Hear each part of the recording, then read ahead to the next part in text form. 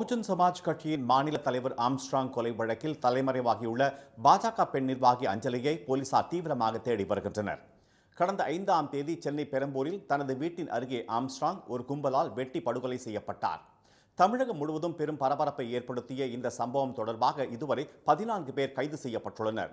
இதில் திருவேங்கடம் என்பவர் தப்பியோட முயன்ற போது போலீசாரால் என்கவுண்டரில் சுட்டுக் கொல்லப்பட்டார். கைதானவர்களுக்கு பணம் அனுப்பியதாக வழக்கறிஞர்கள் மலர்கொடி, ஹரிஹரன், சதீஷ் ஆகியோர் நேற்று கைது செய்யப்பட்டனர். இதையடுத்து அதிமுக திருவல்லிக்கேணி மேற்கு பகுதி இணைச் செயலாளர் பொறுப்பில் இருந்து மலர்கொடி நீக்கப்படுவதாக அக்கட்சியின் பொதுச் செயலாளர் எடப்பாடி பழனிசாமி அறிவித்துள்ளார்.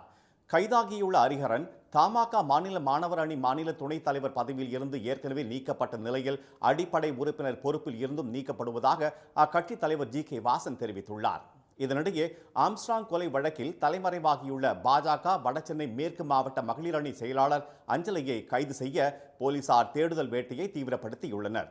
ஏற்கனவே கைதான திருமலை என்பவரின் 2 மகன்களிடம் அவர்களது தந்தையின் சமீபத்திய நடவடிக்கைகள் குறித்து செம்பியம் போலீசார் இன்று விசாரணை நடத்தினர்.